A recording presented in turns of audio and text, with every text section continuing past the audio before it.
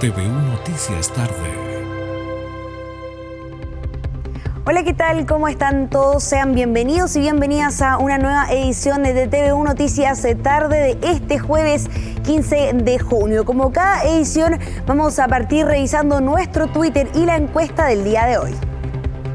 Ahí ya la vemos en pantalla. Este jueves en Conéctate hablaremos de la evolución de la música y de los antiguos y nuevos formatos de reproducciones que van tomando fuerza con diversas ediciones o catálogos.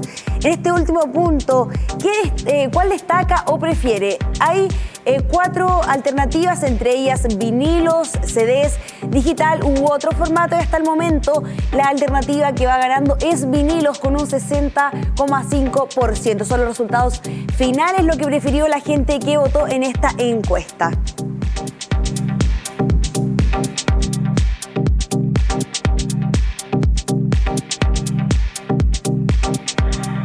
Y vamos a distintas informaciones porque las autoridades anunciaron el cierre de la crisis relacionada a los vertederos, una situación que generó gastos millonarios a los municipios.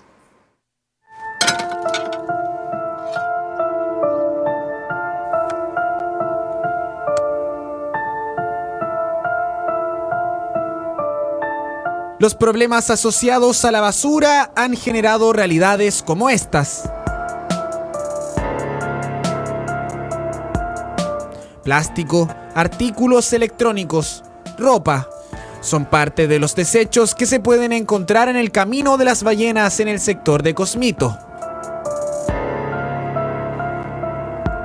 Mientras esto ocurre, a 20 minutos de distancia en la Plaza España, autoridades informaban la etapa actual de la crisis por residuos. Solucionar el déficit financiero que se generaba al traslado de los residuos a los rellenos sanitarios más distantes, que era una crisis bastante fuerte, y por lo tanto con esto nosotros damos por cerrado este capítulo en términos de la contingencia aguda de este problema. La ley plásticos de un solo uso, la ley bolsas plásticas, iniciativa que se inició en la comuna de Hualpén y que se suma a nuevas instancias de trabajo para asegurar el futuro del medio ambiente.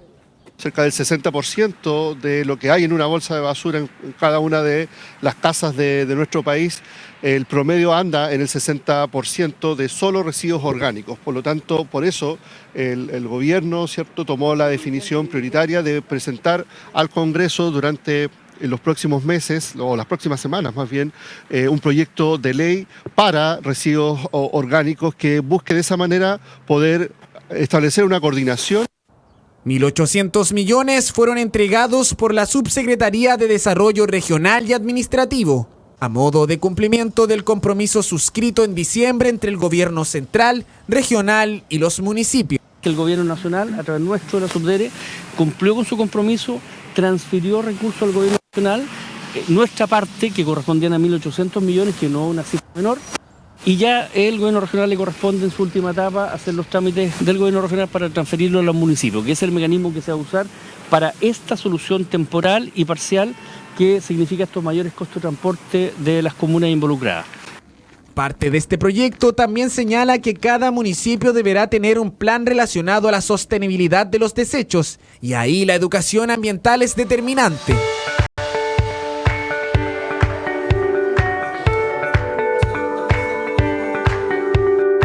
Pero no todo termina aquí.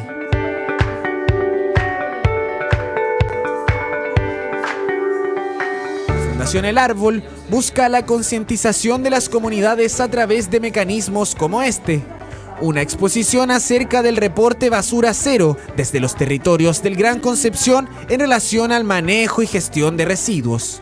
A lo que nos comprometemos es a trabajar en soluciones para disminuir la generación de esos residuos, como por ejemplo promover el compostaje domiciliario y comunitario, promover que se entreguen menos residuos plásticos en el comercio, trabajar de manera conjunta con el comercio, iniciar campañas para poder reutilizar o reparar ciertos objetos, que la gente haga también a nivel de personal individual de conciencia, que tome mayor conciencia ambiental. Basura acumulada, panorama que se repite, como en las cercanías de la exfábrica de paños en Concepción. Las soluciones para los problemas derivados de los desechos también depende de la conciencia. Ningún plan servirá si la población no se hace parte.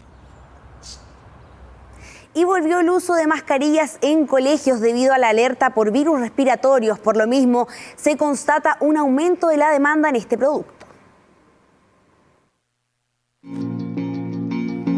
Como usted lo ve, una medida casi propia de la pandemia y que vuelve a ser costumbre obligatoria. Regresan las mascarillas, al menos en todos los establecimientos escolares. Desde ese punto de vista es obligatorio en la sala de clases usar mascarillas para tanto los estudiantes y los profesores, y para ello el Ministerio de Educación tiene a través de la ley CEP la posibilidad de que los establecimientos educacionales puedan adquirirlos cuando sea necesario. Estudiantes desde primero básico hasta cuarto medio deberán ocupar mascarillas dentro de los establecimientos educacionales, al menos hasta el fin de la alerta sanitaria el 31 de agosto. La circulación de virus respiratorios como el sincicial o la influenza mantienen el sistema sanitario y asistencial en un complejo escenario. Evitar la propagación de contagios es clave. Temas discutidos en el marco del programa Medios UDEC, con el doctor Jaime Tapia, jefe de la unidad de pediatría del Hospital Regional de Concepción.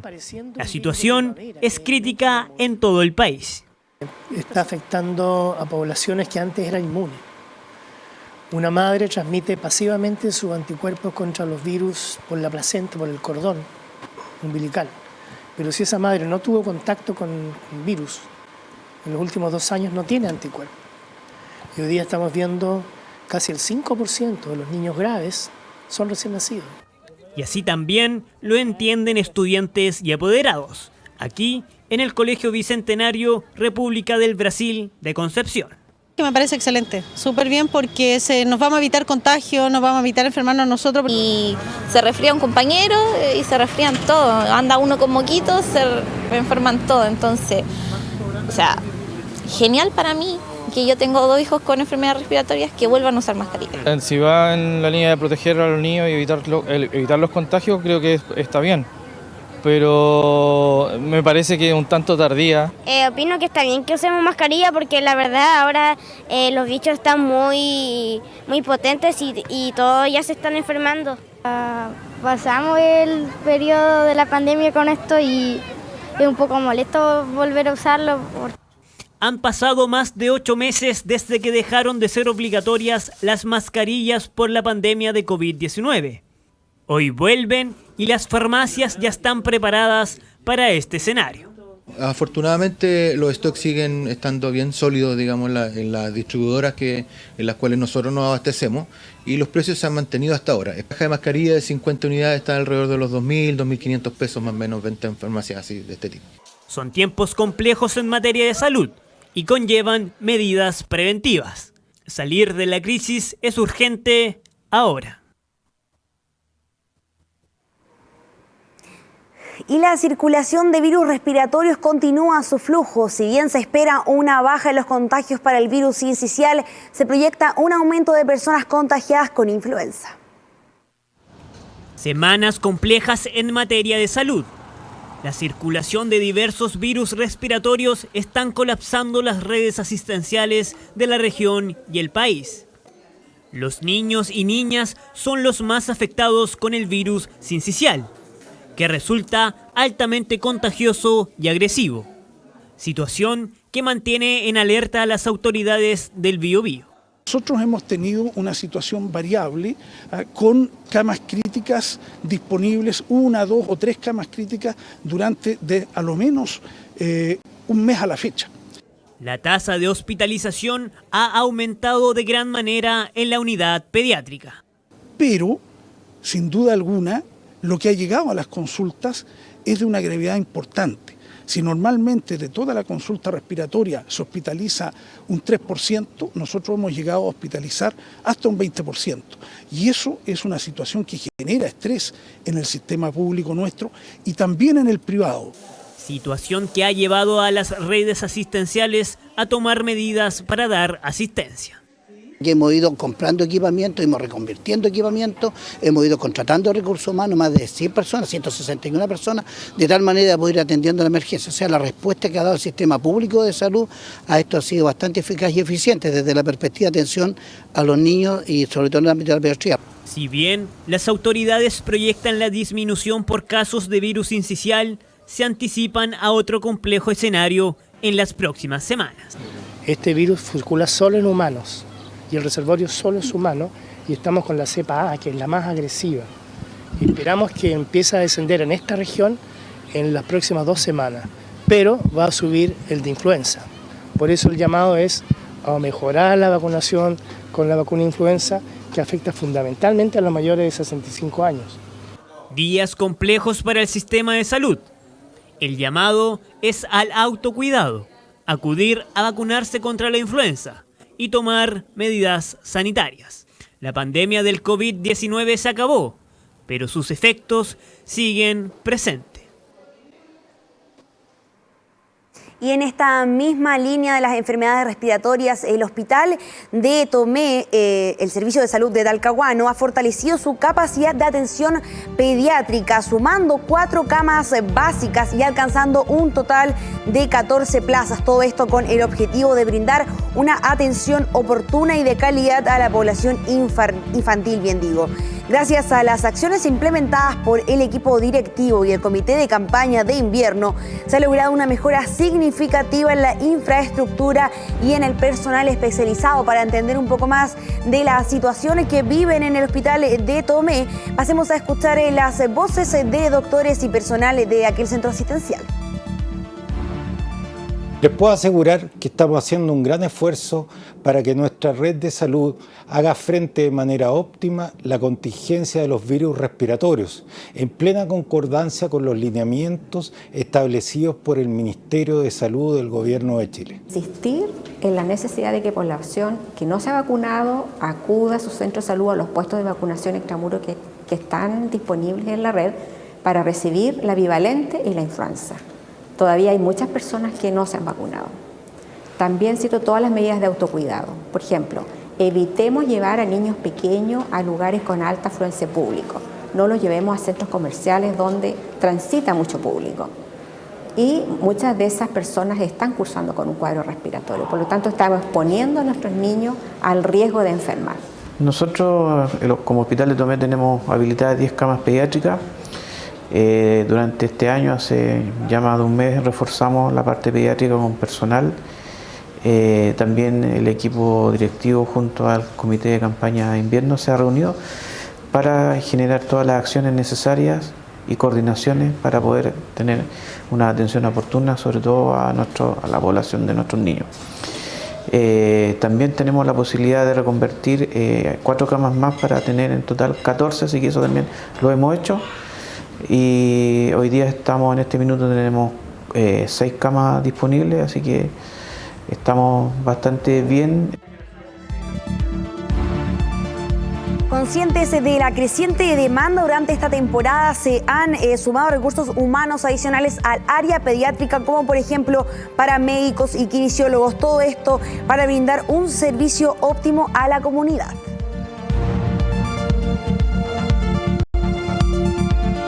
Y el día de ayer nos visitó Cristian Arancibia, el jefe de la unidad técnica de Ferepa, quien nos visitó, como ya bien decía, para dar a conocer una compleja situación que atraviesan como gremio debido al robo de locos. Todo esto interrumpiendo las áreas de manejo establecidas. TVU Noticias, somos información, contamos historias. Recordemos que el área de manejo son zonas en el mar donde se establece un espacio para cada organización donde puede generar una suerte de manejo sustentable de los recursos naturales que allí se reproducen. Y eso implica que año a año ellos presentan un plan de manejo para poder extraer recursos, pero lamentablemente un flagelo que afecta a nuestra sociedad también nos afecta a los pescadores, que es el hurto de los recursos que allí se cuidan por parte de las organizaciones, en donde el recurso principal hoy día es el loco, principalmente, y la Mocha y la Santa María son zonas muy afectadas por la cantidad impresionante de embarcaciones que van a extraer loco de forma ilegal. Eso en esta época se hace más patente porque es la época entre los meses de junio y julio donde los locos presentan las mejores condiciones de volumen para su extracción. Entonces esto incentiva a los pescadores que no tienen buenas prácticas en ir a hurtar a esas áreas de manejo, cuestión que hoy día está afectando principalmente a Isla Mocha. Cristian, ¿cómo pudieron detectar también este hurto a gran escala que estaban haciendo pescadores que venían a invadir este sector? Bueno, eso se da siempre. Los pescadores hacen denuncia al Servicio Nacional de Pesca, a la Autoridad Marítima. Pocas veces son atendidos en atención a la gran cantidad de denuncias que se hacen en las distintas zonas donde hay áreas de manejo.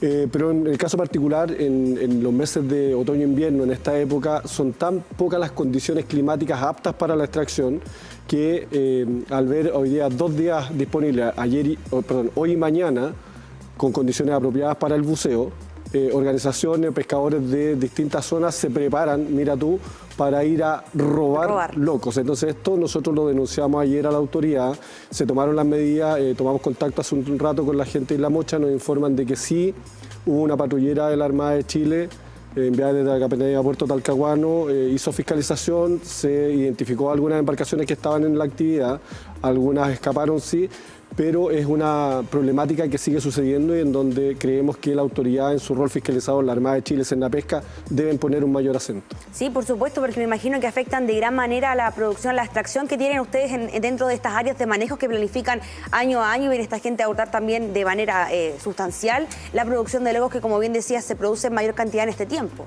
Exactamente, o sea, ahí hay 2 factores fundamentales. Primero, que afecta, por supuesto, la economía de las organizaciones que proyectan una extracción donde tienen que pagar todos los años un estudio de seguimiento que también es caro, donde una consultora hace un estudio para evaluar la cantidad de recursos que hay disponibles para poder generar el plan de manejo, recursos que sacan de la misma venta de la extracción de loco o de otras especies que ellos recolectan.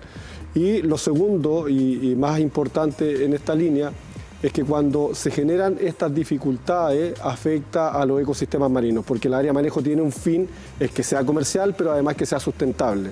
Es decir, por ejemplo, si en un área de manejo existe una colonia de 140.000 locos, la autoridad y los equipos técnicos determinan una parte de esa cantidad solamente para extracción, no la totalidad, con el fin de que sea sustentable. Entonces, cuando tenemos malas prácticas como esta, no existe un manejo adecuado y va agotando los recursos. TVU Noticias, somos información, contamos historias. Y la Cámara de Comercio de Concepción celebró su día junto a sus socios y socias, un espacio que sirvió para reiterar el llamado a comprar en el comercio establecido. Estas vitrinas mantienen una historia de 77 años y contando. Bienvenido a Óptica Benor. Enrique Benor comenta que su padre inició esta óptica en 1946 con bastantes desafíos. Tenemos muchos clientes que son a veces abuelos, padres y hijos que nos siguen por generaciones, ¿cierto? Ya que la parte visual es muy importante hoy en día, sobre todo en los trabajos con elementos digitales, ¿cierto? Como el computador, que tienen una alta exigencia visual. Pero por lo menos llevamos unos 25 o 30 años como socios de la Cámara de Comercio y agradecemos la labor abnegada del directorio, que muchas veces no es bien reconocida, pero yo sé lo que es difícil de trabajar en alguna organización así. Este local es integrante de la Cámara de Comercio de Concepción, que celebró el Día Nacional del Comercio, instancia de convergencia de los socios en un escenario económico complicado para el país. Bueno, si bien estamos viviendo hoy en día, ¿no es cierto?, una crisis económica, estamos replanteando y tratando de que nuestros asociados, ¿no es cierto?, se puedan innovar, se puedan tecnologizar, ¿no es cierto? Estamos dando capacitaciones a nuestros asociados para que se puedan fortalecer y puedan sacar sus pymes adelante. Estamos también en conversaciones, ¿no es cierto?, con la Seremía de Economía para ver si pueden llegar algunos recursos, ¿no es cierto?, también al comercio. El comercio ambulante presenta un problema constante para aquellas personas que regularizan su negocio, afectando directamente en su fuente de trabajo. La Cámara de Comercio de Concepción tiene como concepto clave el esfuerzo. Eso de años o de generaciones que fueron destacados por sus pares, familias que siguen emprendiendo a pesar de los tiempos de inflación. Bueno, claramente el comercio ilegal es dañino, no lo queremos en Concepción, perjudica al comercio establecido, que es la principal actividad económica, y por lo tanto el llamado es a no comprar el comercio ambulante. Esa es la primera forma en la cual podemos ayudar al comercio establecido, sobre todo aquí en el centro de Concepción, comprar en aquellos locales autorizados. Bueno, yo estoy muy feliz, en realidad me siento totalmente identificada con el gremio de la Cámara de Comercio de Concepción. Yo invito a toda la gente de la ciudad de Concepción a no comprar en el comercio, digamos, ambulante, sino que visiten los locales establecidos en la ciudad de Concepción. Muy bien en estos años, llevo trabajando muchos años, así que muy bien, contenta, feliz. Los socios de la Cámara de Comercio buscan seguir con su tradición e identidad penquista, una cultura al interior de las galerías. El llamado es a preferir el comercio local establecido. Apueste por lo local. Y ya estamos de vuelta porque en el panel nos acompaña Daniel Otaro, el vicepresidente regional del Colegio de Profesores y Profesoras. Muy buenas tardes, Daniel, ¿cómo estás? Hola, buenas tardes, Denise. Aquí estamos, muy bien. Qué bueno. Vamos a hablar particularmente de un tema actual que tiene que ver con los resultados del CIMSE que se entregaron hace muy poco tiempo y que tuvieron cifras con unas bajas históricas también para lo que representa, cifras que por ejemplo no se igualaban desde el año 2012 y que también tienen relación un poco con la pandemia. ¿Cómo lo analizan ustedes desde el Colegio de Profesores y Profesoras, Daniel? Bueno, primero que todo, nosotros históricamente le hemos hecho una crítica al CIMSE, ¿ya? Porque primero decimos que no ha sido un instrumento de evaluación como tal, no es un instrumento que permita evaluar los progresos, ¿cierto? Tomar decisiones para la reflexión pedagógica, para mejorar, ¿cierto?, los procesos educativos, sino que más bien ha sido un instrumento de medición, ¿ya? Ha sido un instrumento de medición neoliberal de la educación de mercado, ¿cierto? Que más bien ha tenido una lógica que ha basado, ¿cierto?, su ejercicio más bien en el miedo, en la presión y en la sanción de los resultados, ¿ya? Entonces es un instrumento punitivo. Eso es lo primero que hay que reflejar acá.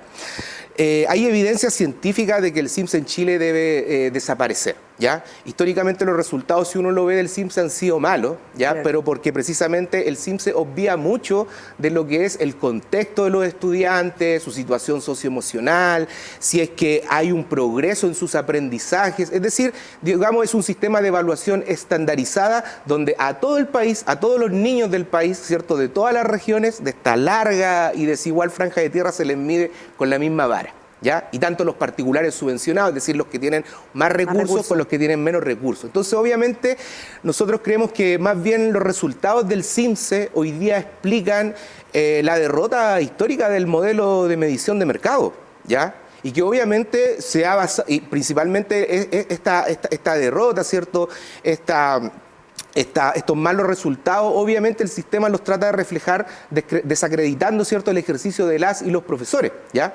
Pero si nosotros entendiéramos en el contexto en el cual se dan este tipo de mediciones, podríamos darnos cuenta que los profesores no cuentan con los tiempos, no cuentan con los recursos, no cuentan con los espacios, ¿ya? Entonces, primero que nada, el resultado yo creo que evidencia hoy día el CIMSE no es algo nuevo, sino que más bien refleja el abandono histórico que ha tenido el Ministerio de Educación con la educación pública. Lo mismo que pasó para la pandemia. No es que la educación haya entrado en crisis por la pandemia, ¿cierto?, sino más bien la pandemia reflejó que la educación no estaba preparada para enfrentar la pandemia, por lo tanto demostró los pies de barro de esta educación.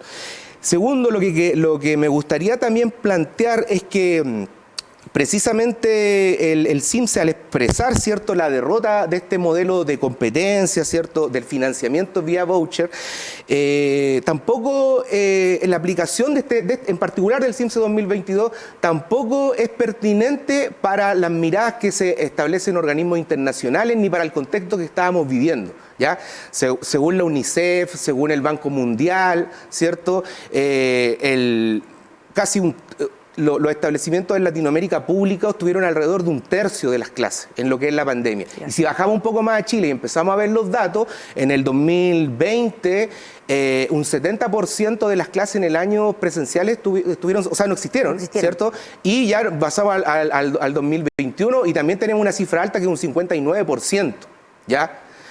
¿Qué es lo que recomendaba en este caso el Banco Mundial? ¿Qué es lo que recomendaba la UNICEF y otras organizaciones internacionales? Que la prioridad de los gobiernos debería estar en el retorno, ¿cierto?, en la recuperación de los aprendizajes y en la contención socioemocional de las comunidades escolares, ¿ya? El CIMSE es un instrumento que atenta contra todo eso. ¿Por qué? Porque el CIMSE mantiene a las comunidades escolares bajo una presión, bajo el miedo, por lo tanto, emocionalmente las y los estudiantes, las y los profesores están bajo una constante presión porque pueden ser castigados, porque van a desfinanciar, porque pueden cerrar la escuela, porque esas son las consecuencias, digamos, del CIMSE, son punitivas, ¿ya?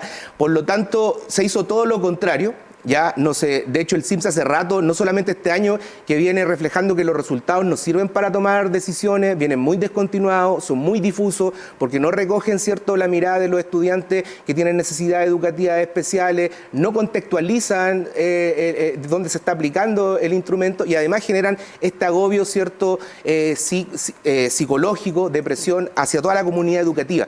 Por lo tanto, el CIMSE en sí mismo atenta contra toda política, ¿cierto?, de volver a abrir la escuela, de volver a recuperar la educación. Entonces nuestra crítica está principalmente allí. No que digamos que no hay que evaluar, nosotros somos profesores. Pero de una manera que se adecue también a los contextos, que es lo importante que decías, porque Chile es bastante extenso y todos los colegios tienen contextos distintos. El aplicar una prueba, por ejemplo, un colegio particular subvencionado que cuenta con más recursos a un colegio quizás, por ejemplo, no sé, un rural que no cuenta con esa cantidad de recursos, ni como tú bien decías, el tiempo de los profesores y las profesoras para aplicar todas las enseñanzas necesarias, estandariza al final una prueba que no tiene mucho sentido. Exacto. O sea, para lo único que tiene sentido esta prueba, y con esto soy súper claro en decirlo, es para el mercado educativo. Porque con esto el mercado educativo va a seguir justificando que la educación pública es mala, el Estado va a seguir subvencionando, ¿cierto?, a todas estas agencias, ¿cierto?, privadas, externas, para seguir, ¿cierto?, creyendo que el CIMSE es la salida hoy día a los problemas educativos. Entonces también es perverso lo que se puede generar con estos resultados, ¿ya? Es perverso lo que se... Nosotros decimos desde acá que los resultados reflejan, ¿cierto?, la derrota del modelo educativo de mercado.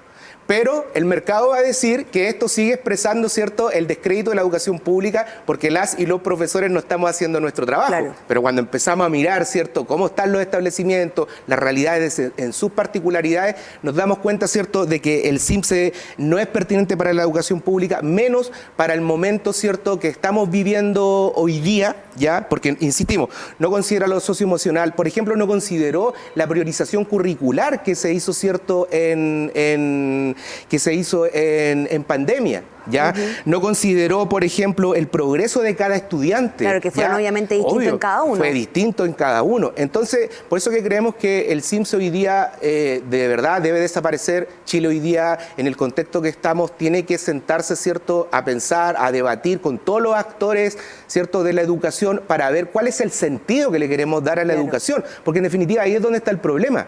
¿Cuál es el sentido, ¿cierto?, que le queremos dar a la educación? El sentido para la vida, un sentido pertinente, para que los chiquillos y las chiquillas de verdad puedan transformar su realidad, o vamos a seguir, ¿cierto?, con un sistema de medición que en definitiva no mide los aprendizajes, sino que mide la competencia y los resultados del mercado en la educación. Daniel, por ejemplo, independiente de lo que haya arrojado el CIMSE, entendemos que durante los meses de pandemia, como tú bien decías, en 2020 el 70% de las clases no fue presencial como comúnmente estábamos acostumbrados, y eso obviamente dejó vacíos en las y los estudiantes. ¿Cómo se puede recuperar paulatinamente esos aprendizajes que no se alcanzaron a desarrollar en esos años cuando nos dimos cuenta que la educación en Chile no estaba preparada para enfrentar una pandemia?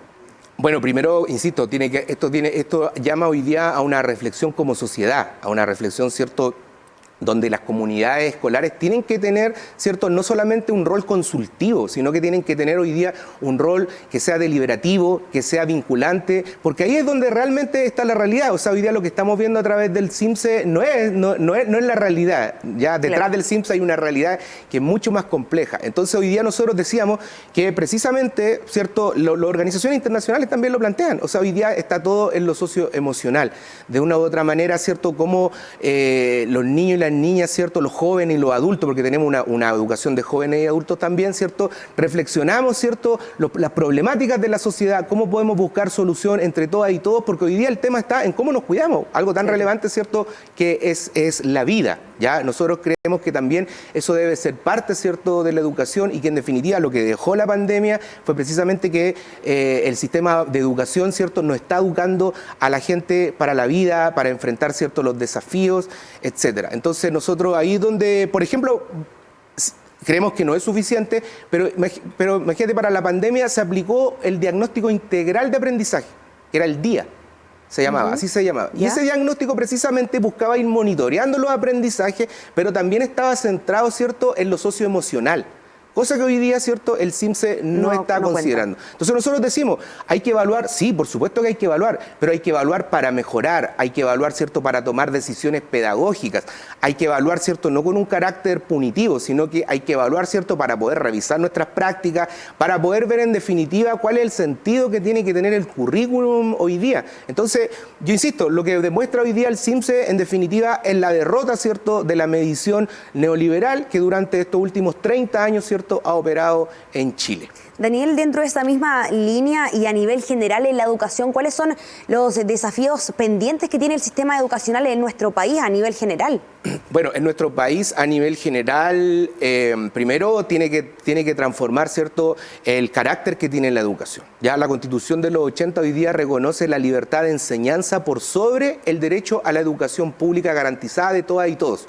Es decir, se reconoce primero, ¿cierto?, el derecho a lucrar en la educación, porque cuando hablamos de libertad de enseñanza, que suena muy bonito, pero en definitiva de lo que estamos hablando es de libertad de negocio. Es decir, que cualquiera puede, ¿cierto?, levantar un negocio con respecto a la educación y el Estado además le da un trato preferencial a lo particular subvencionado antes que a lo público. ¿Ya? Entonces hay que superar la concepción, lamentablemente en la propuesta que fue rechazada de nueva Constitución se avanzaba por fin en cuáles son los principios, los fines de la educación por los cuales, ¿cierto?, se tiene que desarrollar. Hoy día no tenemos fines y principios de la educación como un derecho social garantizado. Hay que avanzar, por ejemplo, que también tiene que ver con el CIMSE, hay que avanzar en el sistema de financiamiento.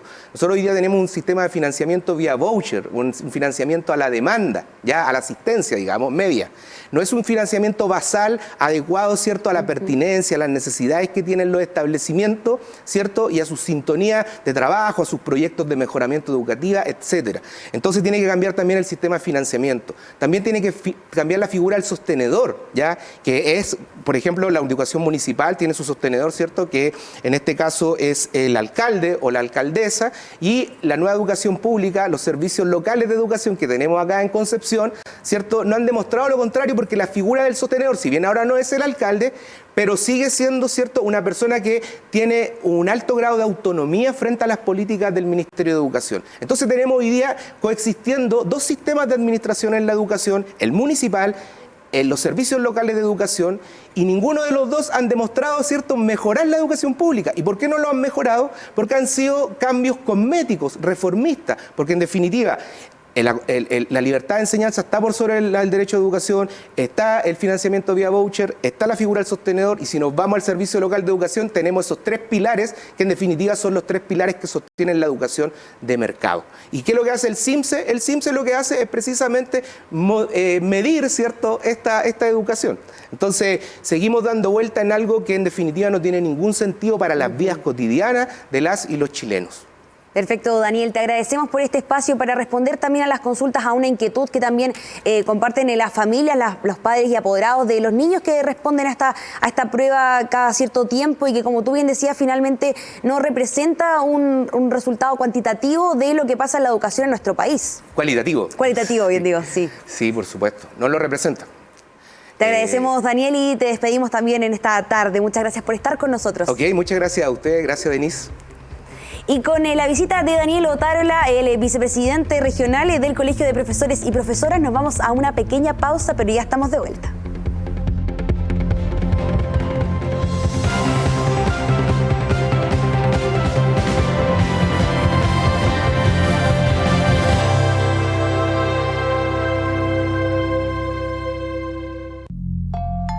La Universidad de Concepción se encuentra en la recta final del proceso de acreditación institucional. ¿Por qué es importante? Esta acreditación certifica la calidad y excelencia en la educación superior y además nos permite acceder a beneficios especiales.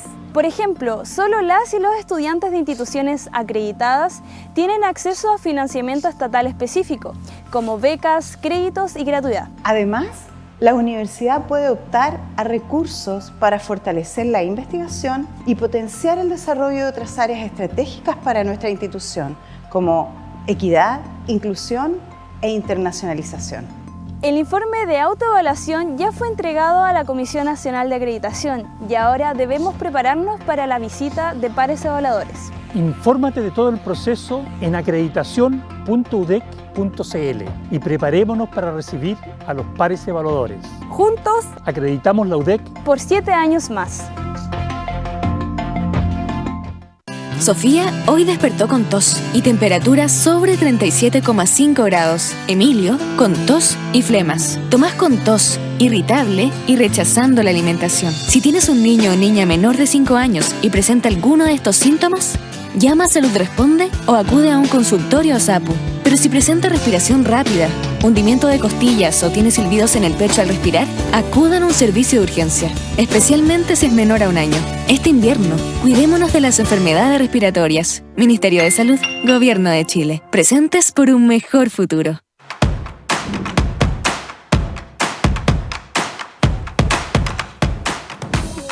Medios UDEC, el grupo de medios de comunicación de la Corporación Universidad de Concepción. Medios UDEC está integrado por Diario Concepción. Revisa su papel digital en diarioconcepcion.cl y todas las informaciones en sus distintas redes sociales. TVU, Televisión de la Universidad de Concepción. Sigue sus señales en televisión, cable operadores y redes sociales. Radio UDEC 95.1 FM, radioudec.cl y todas sus redes sociales. Y La Discusión, el diario más leído de la región de Ñuble, ladiscusión.cl, Radio La Discusión 94.7 FM y sus multiplataformas. Medios UDEC, el grupo de medios de comunicación de la Corporación Universidad de Concepción.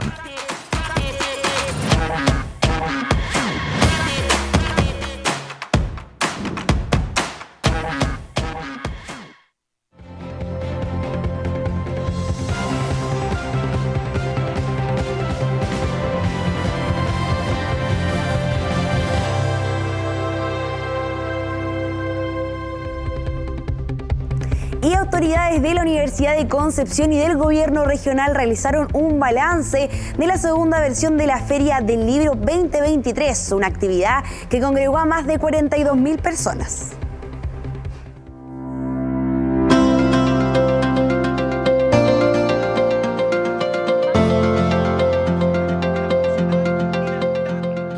Un verano marcado por la cultura tuvo la región del Biobío. La Feria Internacional del Libro fue una de las principales actividades.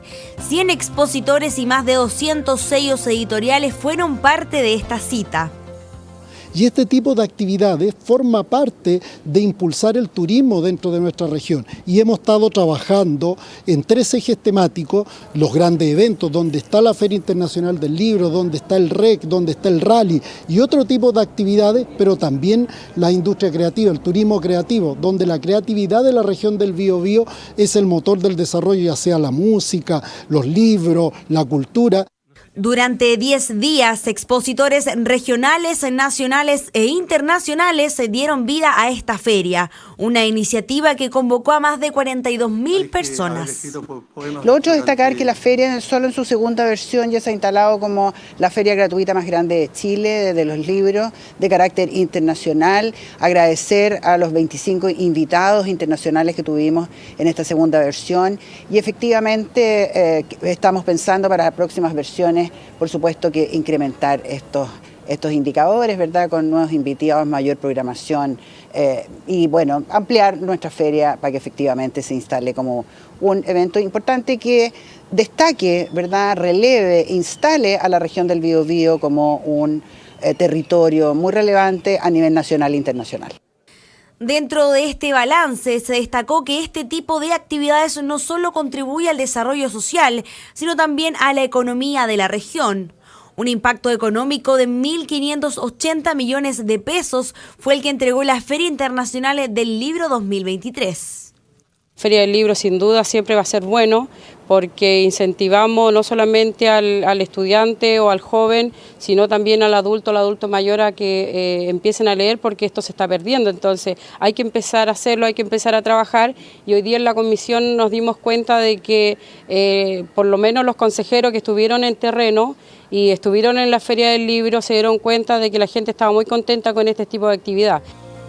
Estos resultados se compartieron frente a los consejeros y consejeras de la región, quienes evaluarán la posibilidad de una tercera versión de la Feria del Libro gratuita más grande de nuestro país. Y vamos a realizar una actualización respecto al un balance de la vacunación de la influenza y el COVID-19, dos virus respiratorios que continúan en circulación en nuestro país. Y para ello estamos con nuestro periodista Felipe Almendras. Muy buenas tardes, Felipe. ¿Qué tal? Buenas tardes, ¿cómo están? Nos encontramos en estos momentos acá en el Centro Integral para el Adulto Mayor, Juan Soto, ubicado acá en el sector de Pedro del Río Sañarto, en la comuna de Concepción, lugar donde en la jornada de hoy llegaron las autoridades encabezadas por el Seremi de Salud, Eduardo Barra, junto con el alcalde de Concepción para constatar en terreno lo que ha sido esta campaña de vacunación contra el COVID-19 y también de la influenza. Cabe mencionar también que señalaron que cerca del 70% del público objetivo ha sido vacunado contra contra el COVID-19 y sobre todo con la influenza. Es por eso que el llamado es, por cierto, a acudir a estos centros de vacunación, el cual se encuentran 8 acá en la comuna de Concepción, y las autoridades hablaron también sobre las crisis hospitalarias que se está viviendo en estos momentos acá en la región y a nivel país. Pasemos a escuchar a continuación algunas de sus declaraciones. Nosotros estamos teniendo un recambio importante de pacientes y es una de las características, a diferencia de los adultos, que tienen los niños y niñas y los lactantes también, es que están habitualmente, pueden estar 3, 5, máximo 7 días, pero van liberando camas rápidamente, entonces se va produciendo un intercambio y una modificación de los números muy rápido. Bueno, Concepción sigue manteniendo sus 8 puntos de vacunación que pueden revisarlo en las páginas de la Municipalidad de Concepción. Hemos reforzado algunas estrategias a nivel de servicios de urgencia, sobre todo. Hemos aperturado nuestros SAPU y SAR en horario antes de las 17 horas y esto con el objetivo de que aquellas vecinas y vecinos que requieran controles o urgencias puedan asistir en esos horarios. Y por eso nosotros desde mañana el equipo de salud municipal, junto a los CEFAM Santa Sabina, Tucapel, Lorenzo Arenas, Juan Soto Fernández, O'Higgins y Pedro de Valdivia, vamos a salir a visitar a niños y niñas menores de 1 año a que hagan sus controles en sus domicilios. Ahí están entonces las palabras. Cabe mencionar que todo el contexto de esta campaña de vacunación se encuentra inserto en esta crisis hospitalaria, por así decirlo, a raíz de los virus respiratorios que están circulando, que al menos son 5. Para mencionar algunos de ellos son el sincicial, la influenza, el adenovirus, la parainfluenza y la metaneumovirus. Así es, entonces el Seremi recalcó que el 93% de las camas se encuentran ocupadas aquí en la región, al menos en los principales recintos asistenciales. Pasemos a escuchar un poco de las palabras con las que se refirió el Seremi, Eduardo Barra, con respecto a las posibles medidas sanitarias que se pueden implementar a raíz de esta crisis. Nosotros hemos insistido y recomendado que la mascarilla debe usarse en todos los sectores donde se produce aglomeración de personas. ¿Cuáles son estos? En primer lugar, el transporte público y privado. Eso es muy relevante. En un bus, en el biotren, hay que usar la mascarilla. Nosotros recomendamos para de esa manera evitar el contagio. Puede ser obligatoria, no se ha definido todavía así. Las medidas que vamos adoptando nosotros forman parte de lo que son los equipos que están discutiendo con expertos las medidas a realizar por todos los impactos que puedan tener con los distintos grupos de personas. Así es, entonces el llamado es, por supuesto, a concurrir hasta estos centros de vacunación que, como bien decíamos, se encuentran 8 disponibles acá en la ciudad de Concepción para prevenir esta ola de contagios a propósito de los virus respiratorios que se están dando acá en la región y a nivel país también.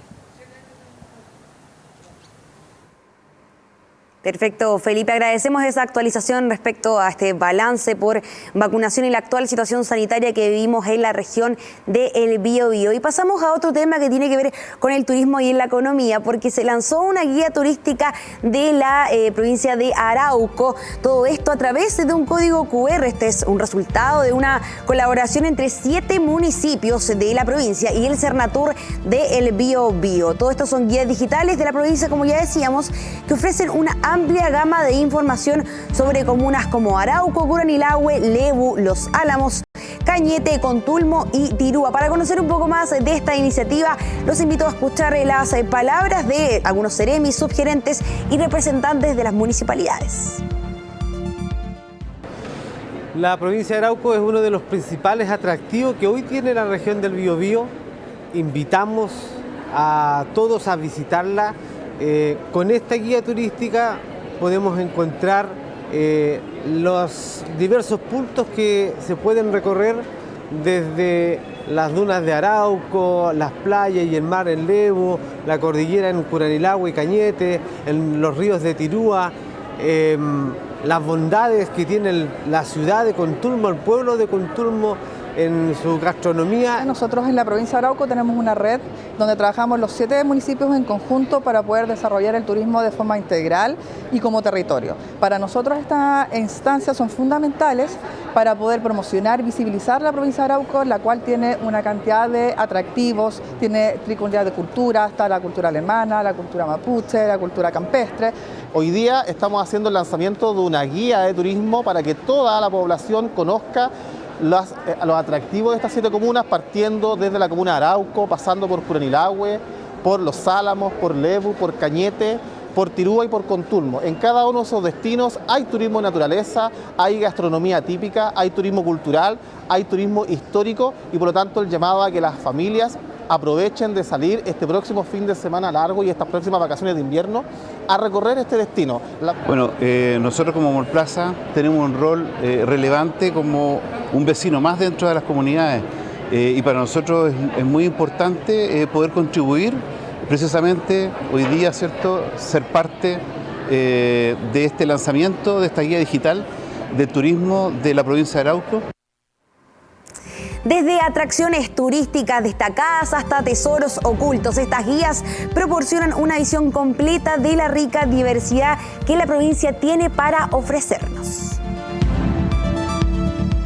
Y nos trasladamos a otras informaciones que tienen que ver con el proceso de reconstrucción post-incendios forestales, y esto se desarrolló en la comuna de Tomé porque se realizó la instalación de la primera vivienda industrializada, y para ello estamos con nuestro compañero Matías Schneider, que nos tiene más detalles. Muy buenas tardes, Matías.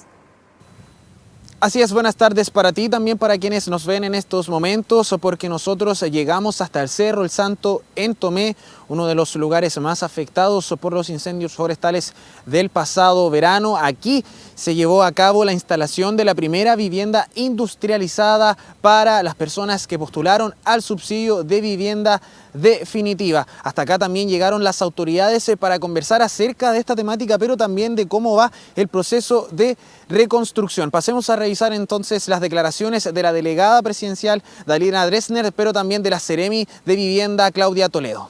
En ese sentido, decir que acá en la región del Biobío son alrededor de 1000 personas las que ya pueden postular y hacer su proceso. En ese sentido también se ha ido avanzando en entregar, ¿cierto?, los subsidios de vivienda. Se han entregado alrededor de 230 subsidios de vivienda ya, y entonces esas familias que ya tienen el subsidio están en el proceso de elegir sus viviendas, que son de distintos tipos, ¿cierto? Están las que hemos visto en Santa Juana, ¿cierto?, que ya se están construyendo, están las viviendas de autoconstrucción que también se están haciendo en Nacimiento, y está este tipo de vivienda industrializada, que es lo que estamos viendo el día de hoy.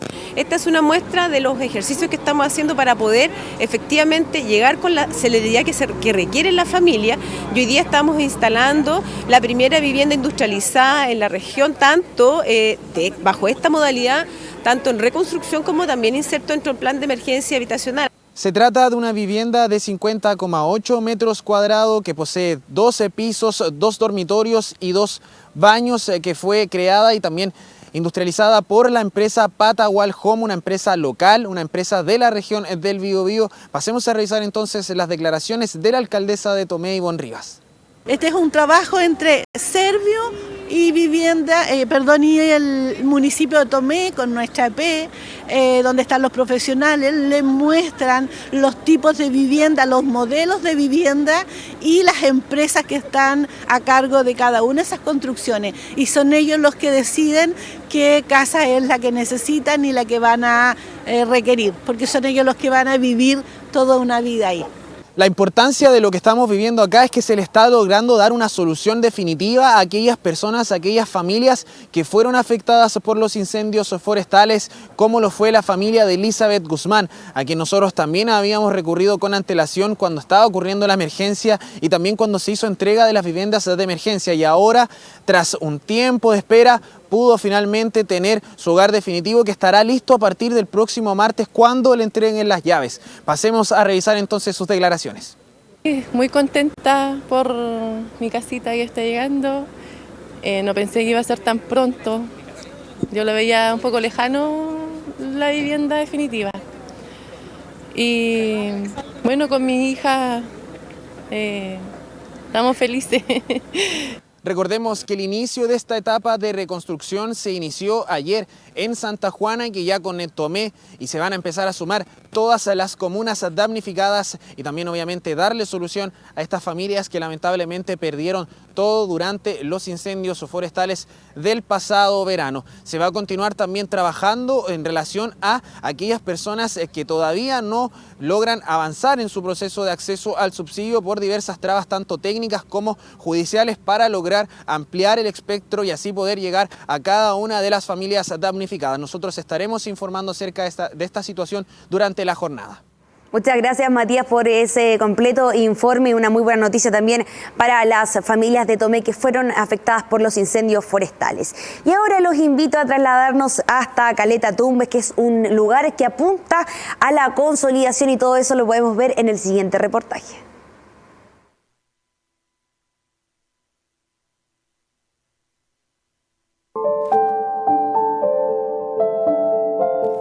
Destrucción total, naves en medio de las calles, maderas dispersas de lo que antes eran casas. Estas imágenes de archivo dan cuenta de la devastación que dejó el tsunami ocurrido tras el terremoto de 2010 en la Caleta Tumbes en Talcahuano. Fueron varias las personas que lo perdieron todo, entre ellas Ana. El tsunami me llevó a mi casa, me la destruyó toda y estuve viviendo 3 años y medio en una casa que me prestaron, mientras que solucionaba el problema cómo hacerlo para reconstruir. ¿Ya? Entonces, ¿qué pasó? Como yo desde niña siempre le ayudé a mi madre a trabajar, a hacer las cosas en la casa. Ella me enseñaba a hacer el pino de la empanada y uno mirando aprende. A pesar de la tragedia, Ana supo salir adelante. Comenzó vendiendo empanadas y de a poco pudo hacer crecer su negocio hasta lograr tener este reconocido local, Punta Norte, testimonio de esfuerzo y perseverancia. Cuando empezó a venir la gente, yo inauguré, pero esto estaba lleno, lleno, fue un furor. El toque de la mano, la forma como yo hacía las cosas, con amor, no tanto por el dinero, sino que también era que ellos disfrutaran la calidad del producto. Ha sido una historia bastante fuerte también, muy fuerte, para tener la valentía y la fuerza para sacar todo esto adelante sin pensar tú cómo te iba a ir y cómo vamos a pagar lo que debemos, sino es que yo soy un tipo de persona que no me gusta pensarlo mucho, o es sí o es no. Marcelino es otro ejemplo de dedicación. Ha vivido en Tumbes toda su vida y se dedica a la pesca desde que tenía 10 años. Hoy con 70, continúa con el duro trabajo que sale a realizar diariamente en su embarcación Poseidón II. Ya si zarpamos a las 12 de la noche cuando se abre la temporada, no sabemos qué día vamos a llegar. Estamos 10, 15 días fuera, nos vamos para Coronel. Y lo más pendiente que tiene es andar a cargo de la tripulación, que son 10 personas. Prácticamente una familia a bordo. Y eso tiene que estar pendiente uno de ellos. La economía, ¿qué le podría hacer? Los que están ganando plata ahora son los restaurantes. Nosotros estamos parados ya. Dieron una cotita de jurel y se terminó y hay que esperarla con la temporada de sardina nomás. Freddy es artesana desde hace 20 años. Se dedica a transformar materiales que recoge en los roqueríos en objetos decorativos que luego vende aquí mismo en la calle a quienes visitan la caleta. Recoger ¿cómo se llama? La materia prima por las playas, después hacerle su pequeño aseo, elaborarlo y utilizarlo en trabajos. Que si no viene gente los perjudica a todos. Y gente viene muy poca. Después de la pandemia vino gente un tiempo, pero se acabaron las lucas y hasta ahí nomás llegamos todos. Así que está malo para todos.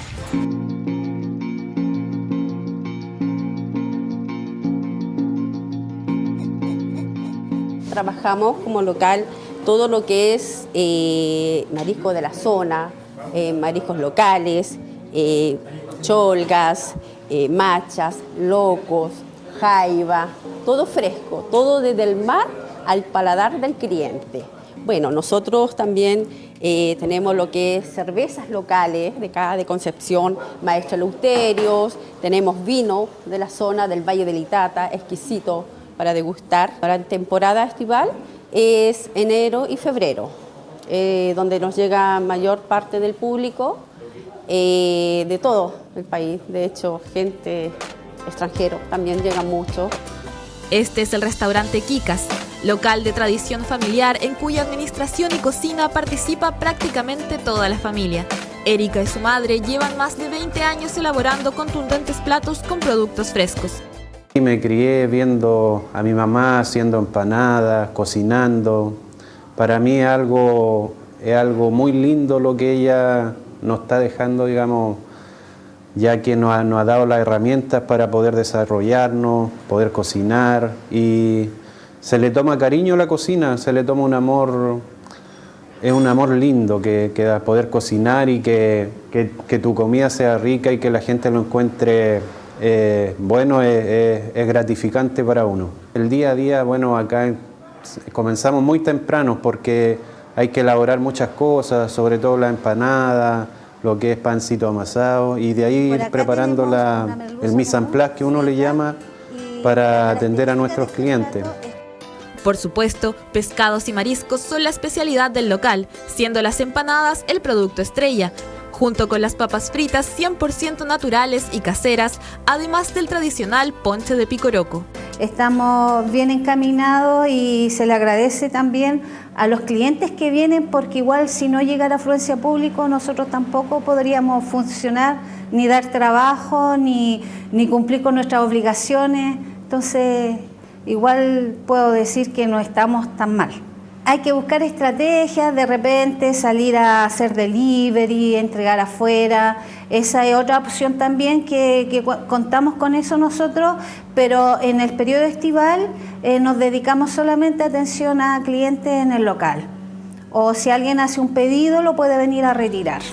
No son solo los restaurantes los que componen la oferta gastronómica, también se puede disfrutar de la cocina local en estos puestos que se instalaron a lo largo de la costanera tras el tsunami, como en el que trabaja Carmen Gloria. Nosotros trabajamos solo con el marisco hacia granel, fresco, fresquito.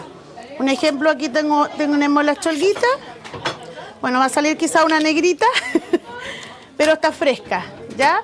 Ofrecemos mariscal frío, pibre, ceviche y también mariscales fríos que se entregan en unas pailitas de greda, pero todo fresco, se va sacando y se va armando en nuestra paila de greda. La clientela buena, gracias a Dios, pero igual ha bajado mucho, porque sabemos cómo está el tema de la economía, así que estamos como cuidando un poquito más el bolsillo. Hoy, Tumbes busca posicionarse como un polo gastronómico y turístico de la zona. Si bien la cantidad de visitantes aumenta los fines de semana, aún no alcanza los niveles que tenía antes de la pandemia. Por lo mismo, los y las habitantes buscan dar a conocer todo lo que ofrece la caleta.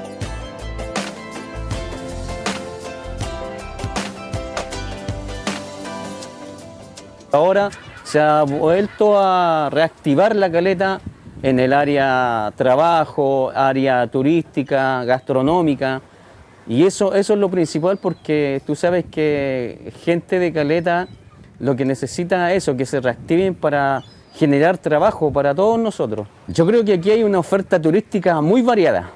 Tenemos restaurantes, hay locales de comida, hay locales también para degustar muchas cosas.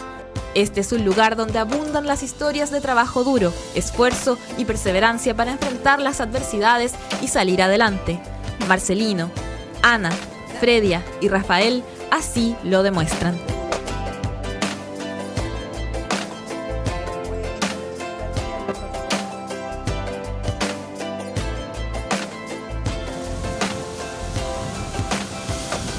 Y con ese lindo reportaje de La Caleta nos despedimos de esta edición de tarde de TV1 Noticias, invitándolos a que sigan informándose a través de nuestros noticieros y a través también de nuestras redes sociales. Muy buenas tardes y buen jueves.